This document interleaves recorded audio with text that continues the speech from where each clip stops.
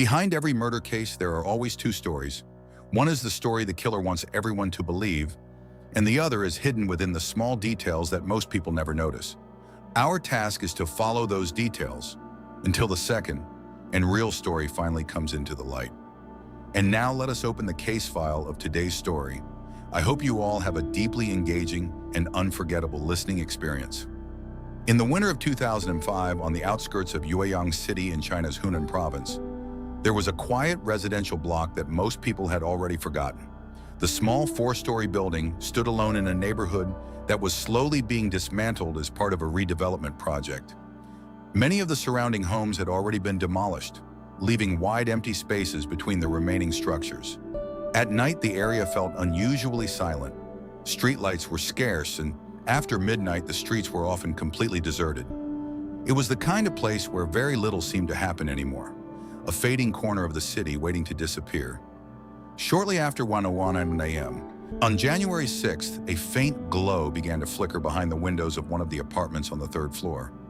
At first, it was barely noticeable against the darkness outside, but within minutes, thick smoke began to gather inside the room and drift outward into the cold winter air. There were no alarms, no neighbors rushing into the hallway, no witnesses looking up from the street below. The building had become so quiet in recent months that even a fire could grow unnoticed for some time. The first person to react was the building's landlord, a 65-year-old man named Yueyang, who lived directly above the apartment where the smoke was coming from. According to his later statement, he had woken up in the middle of the night and noticed something unusual below. What he saw next made him call the fire department immediately. Within minutes, emergency responders arrived at the nearly abandoned complex and forced their way into the burning apartment. By the time firefighters managed to control the flames, most of the bedroom had already been damaged. The mattress was badly charred, the walls stained with smoke, and broken glass covered parts of the floor. As the smoke slowly cleared, investigators stepped into the room expecting to document what appeared to be a tragic residential fire. But the moment they looked closer at the bed, the situation began to feel far more disturbing. Lying face down on the mattress was the body of a woman. She was wearing only her underwear, partially covered by a blanket that had been scorched by the flames. Around her head and shoulders were fragments of broken glass, likely from a beer bottle that had shattered during the struggle. Nearby, investigators also discovered something even stranger resting on the bed: a rectangular wooden chopping board that had been broken cleanly into two pieces. At first glance, it might have seemed like a chaotic scene created by the fire itself, but the details did not quite add up. The apartment door showed no signs of forced entry. The victim's clothing had been neatly folded on a chair beside the bed, suggesting she had been preparing to sleep. And while the flames had damaged parts of the room, the fire itself appeared to have started directly on the bed, not from an electrical source or kitchen appliance. As forensic specialists began their examination, another unsettling discovery quickly changed the direction of the investigation. The victim had suffered injuries to her head before the fire even started. More importantly, traces of soot were found deep inside her airway, indicating that she had still been breathing while the room filled with smoke. In other words, the fire had not been the cause of the attack. Someone had assaulted her first, and then sometime afterward, they had deliberately set the bed on fire. What initially looked like an accidental blaze inside a forgotten apartment was now something far darker. A staged scene designed to destroy evidence. But in a nearly abandoned building, with no cameras, no witnesses, and much of the physical evidence already disturbed by the firefighting effort, investigators were left with very little to work with. All they knew for certain was that the victim had not been alone that night, and whoever had been with her had vanished into the darkness long before the smoke began to rise. In the hours following the fire, investigators began the slow process of identifying the woman found inside the burned apartment. Her name was Li Yu, a 35-year-old woman originally from Hubei province. On paper, her life appeared fairly ordinary. She was married and had a 10-year-old child, but her husband and son did not live with her. They remained in Hubei, hundreds of kilometers away, while Li Yu had moved to Hunan several years earlier in search of work. Like many people who migrate between provinces for employment, she lived alone most of the year, returning home only occasionally to visit her family. Li Yu had been renting the small apartment in the building for about 2 months before her death. The landlord, Yu Huabai, had originally lived in that unit himself before moving upstairs and renting it out. The apartment itself was modest: 2 small bedrooms, a narrow hallway, and basic furniture. The building around it was already scheduled for demolition as part of a redevelopment project, and most of the neighboring residents had already relocated. That meant Li Yu was living in a place where very few people remained, especially during the night. According to co-workers and acquaintances, Li Yu worked at a local hotel. The income was not particularly high, but it allowed her to support herself while sending some money back to her family. However, as investigators continued speaking with people who knew her, a more complicated picture of her life began to emerge. Several individuals quietly admitted that Li Yu often spent time with different men in the area. Some of those relationships appeared to be romantic, while others seemed more transactional in nature. It was an arrangement that, while not openly discussed, was not entirely uncommon for someone living alone and struggling financially. For investigators, this detail immediately complicated the case. If Li Yu had been meeting multiple men privately, then determining who had been with her on the night of the murder could become extremely difficult. The condition of the apartment suggested that she had willingly allowed someone inside. There were no signs of forced entry, no broken locks, and no indication that anyone had climbed through the windows. Whoever had entered the room that night was most likely someone Li Yu trusted, or at least someone she recognized well enough to open the door for. The forensic examination added another layer to the mystery. Medical examiners discovered traces of male DNA inside Li Yu's body, indicating she had engaged in sexual activity only a few hours before her death. That discovery immediately raised the possibility that the person she had been with earlier that day might also have been the last person to see her alive. But without knowing exactly who that person was, investigators suddenly found themselves facing a long list of potential suspects. At the same time, other details from the crime scene continued to raise troubling questions. Li Yu had been found wearing only her underwear, while her outer clothing had been neatly folded on a nearby chair. That detail suggested she had been preparing to sleep when the attack occurred. The broken beer bottle fragments scattered across the bed indicated that a struggle had taken place at close range, and the wooden chopping board found split into 2 pieces on the mattress suggested the attacker had used whatever objects were within reach during the assault. Yet despite the violence of the attack, one question remained particularly unsettling. If the killer had been close enough to strike Li Yu repeatedly, then they must have spent several minutes inside that small bedroom. They would have seen the fire start. They would have watched the smoke begin to fill the room. And then at some point, they would have calmly left the apartment and disappeared into the dark streets outside. For investigators, the challenge was clear. To understand what happened that night, they first had to understand the people who moved through Li Yu's life. Somewhere within her circle of acquaintances, among co-workers, friends, lovers, and casual contacts, was the person who had walked into that apartment and never expected the night to end in murder. And at the very beginning of the investigation, one particular name began to surface more often than the others.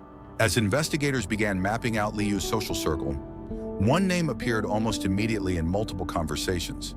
Several people who knew her mentioned a man named Yueyang, a local businessman involved in the cotton trade. In the Hedong area, Liu was known as someone who had done well for himself.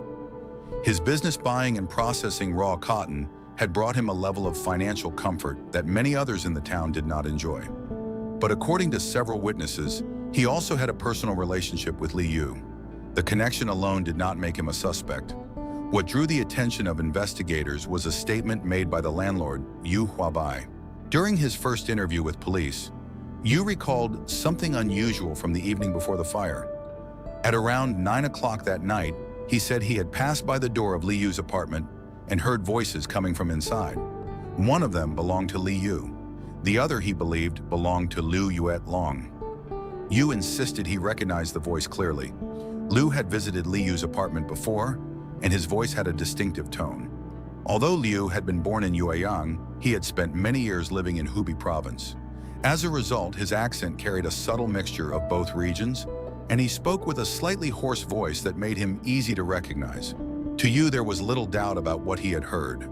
If that statement were true, it would place Liu inside the apartment only a few hours before Li Yu was found dead. Police located Liu Yueyang and brought him in for questioning. From the beginning, he denied visiting Liu that night. According to him, he had spent the entire evening with friends playing cards and gambling. At first, investigators were skeptical. When confronted with the landlord's statement, Liu hesitated briefly before repeating that he had not gone to Liu's apartment. He admitted they knew each other and had spent time together in the past, but he insisted that he had been somewhere else that night. To test his story, detectives contacted Liu's wife directly. The call was made while Liu was still sitting in the interrogation room, preventing any opportunity for the two to coordinate their answers. When asked about her husband's whereabouts that evening, Liu's wife gave an unexpected response. She said he had not been home that night at all.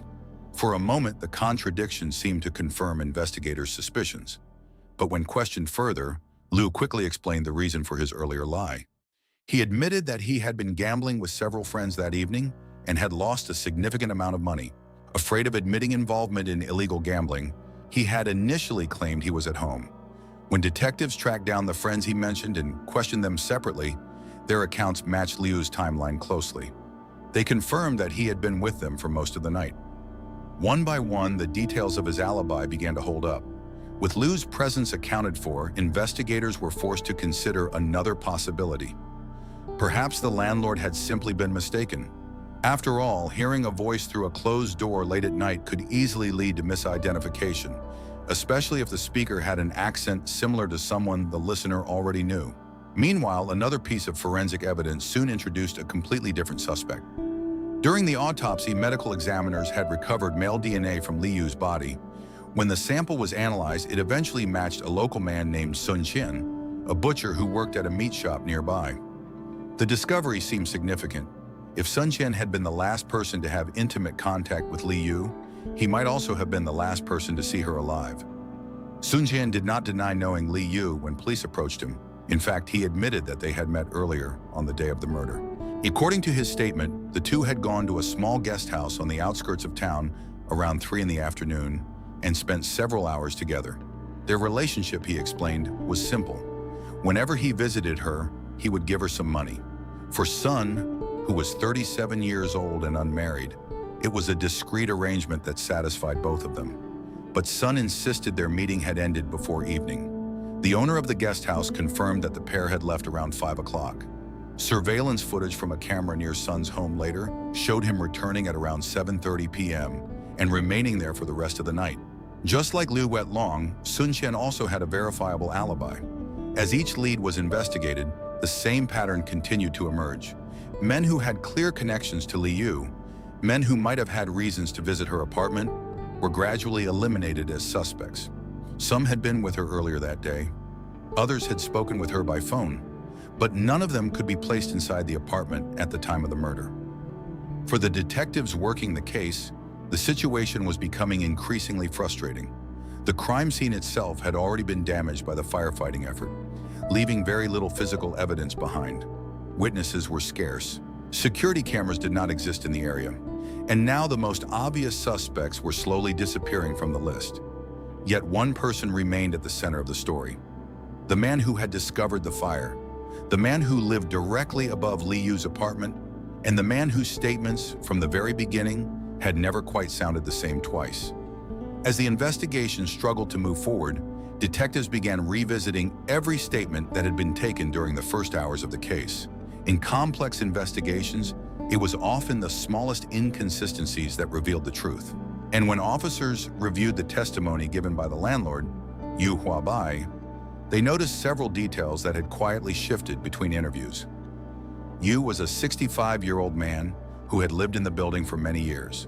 According to his original statement, he had been asleep upstairs when he suddenly woke in the middle of the night and noticed smoke coming from the apartment below. Concerned that a fire might spread through the building, he said he immediately contacted the fire department. At first, the explanation seemed perfectly reasonable.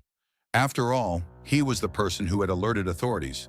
But as investigators compared his later statements with the first one he had given that morning, the timeline began to look less certain. In his initial account, Yu claimed he had noticed smoke shortly after 4 a.m.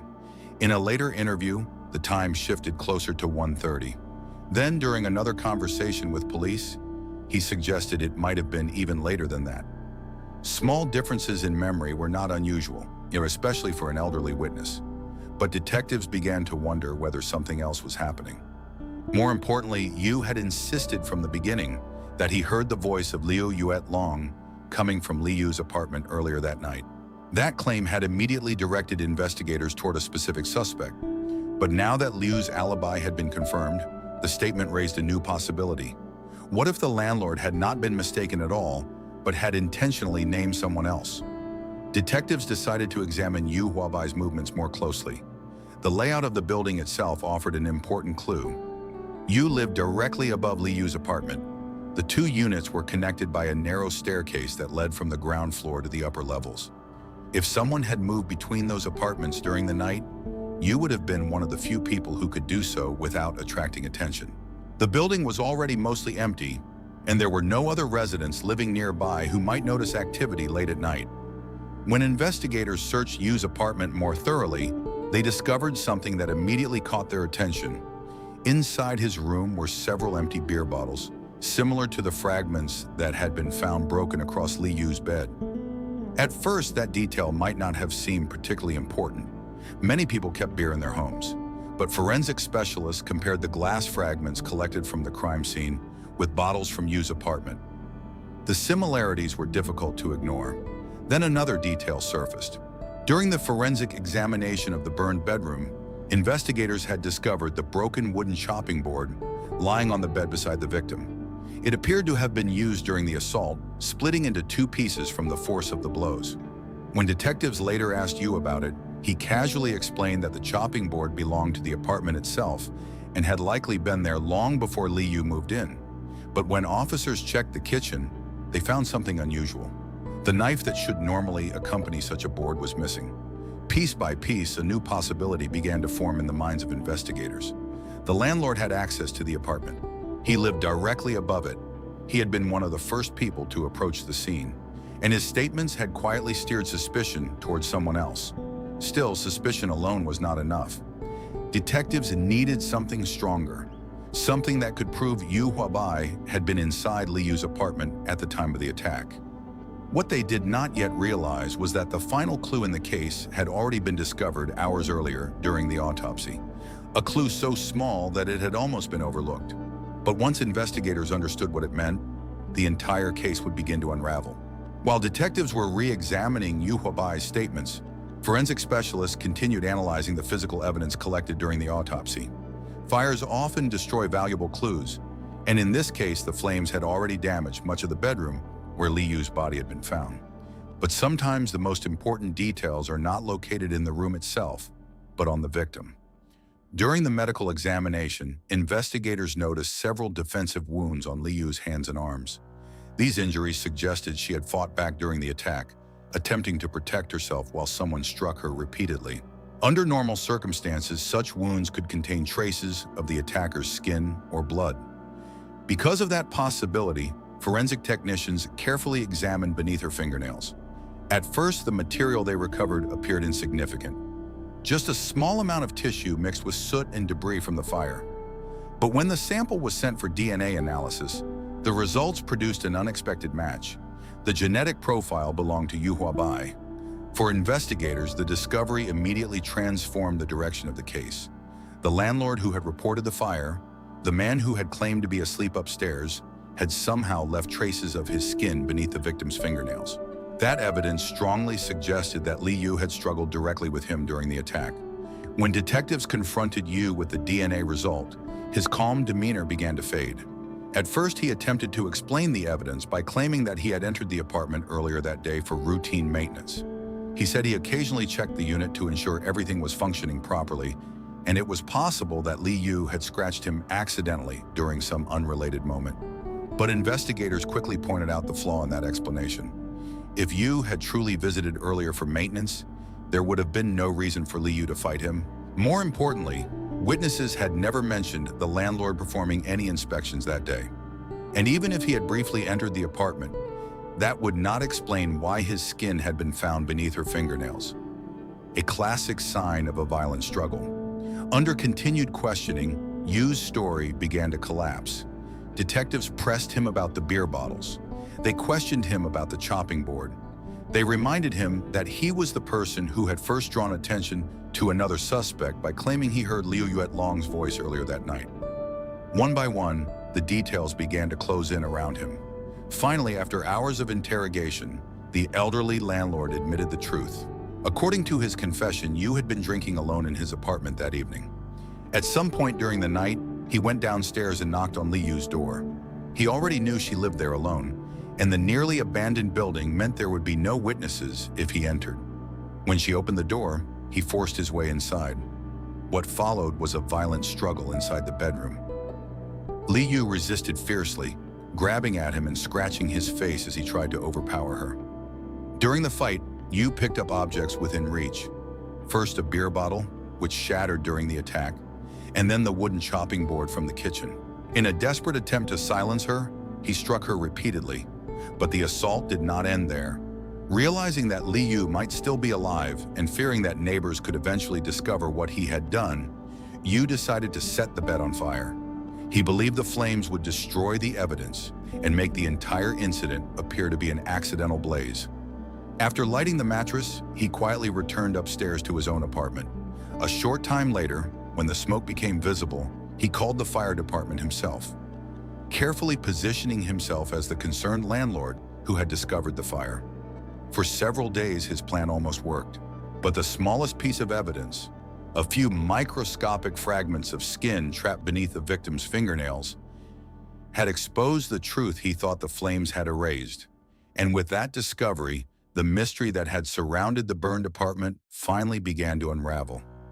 After Yu Huabai confessed, investigators were finally able to reconstruct the full sequence of events that had taken place inside the quiet apartment that winter night. According to the evidence in Yu's own statement, the crime had unfolded in a matter of minutes, but the consequences would leave a permanent mark on the investigation. Yu had spent the evening drinking alone in his upstairs apartment. The building around him had grown increasingly empty as residents moved away ahead of the planned demolition, and the isolation had slowly turned the place into a silent shell of what it once was. Late that night, sometime after midnight, Yu went downstairs to Li Yu's apartment. He already knew that she lived alone. As the landlord, he had personally rented the apartment to her just 2 months earlier. Over that time, he had occasionally seen different men visiting her, something that had quietly fueled his curiosity and resentment. According to his later confession, alcohol lowered his restraint that night and pushed him to act on impulses he had kept to himself. When Li Yu opened the door, she likely did not suspect anything unusual. The landlord standing outside her apartment would not have seemed like a threat, but the moment Yu forced his way inside, the situation turned violent. The bedroom became the center of the struggle. Investigators believe Li Yu tried to defend herself fiercely. The defensive wounds on her arms and the scratches on Yu's face confirmed that she fought back with everything she had. During the fight, Yu grabbed a beer bottle and struck her with it, shattering the glass across the bed. When that failed to subdue her completely, he grabbed the wooden chopping board from the kitchen and used it as a weapon, hitting her repeatedly until she collapsed. Even after the attack, Li Yu was still breathing. This detail was later confirmed by forensic evidence showing soot deep inside her airway. That meant she was alive when the fire began to fill the room with smoke. Yu realized that if she survived long enough to speak, she could identify him immediately. Panic set in. Instead of calling for help, he made a decision that would transform the crime from an assault into something far more calculated. He set the bed on fire. The flames quickly spread across the mattress and blanket, producing thick smoke that filled the small bedroom. Believing the fire would destroy evidence and make the incident appear accidental, Yu left the apartment and walked calmly back upstairs to his own room. Then he waited. When the smoke eventually became visible, he called the fire department himself, carefully presenting himself as the worried landlord who had discovered the blaze. In the chaos that followed, firefighters arriving, water flooding the apartment, investigators documenting the scene, Yu remained nearby, acting like a witness rather than the person responsible. For several days, the plan seemed to be working. Police initially focused on the men who had known Li Yu personally. Detectives spent hours investigating her relationships, questioning acquaintances, and verifying alibis. Meanwhile, Yu quietly watched the investigation unfold, believing the fire had erased the most important clues. But the truth had survived in the smallest places. The skin fragments beneath Liu's fingernails, the broken bottle fragments, the inconsistencies in Yu's timeline, and the simple fact that the person who reported the fire had been closer to the scene than anyone else. In the end, the nearly abandoned building that Yu believed would hide his crime became the very place where his story collapsed. The case shocked the local community. Many people had assumed the landlord was simply an elderly man living quietly above his tenants. Few imagined that the person who called for help that night had actually been the one responsible for the fire. For investigators, the case became a powerful reminder of something they had seen many times before. In homicide investigations, the person who appears to be the helpful witness is sometimes the one who knows the most, because they were there from the very beginning. And in this case, the flames that Yu Huabai set to hide the truth ultimately revealed it instead.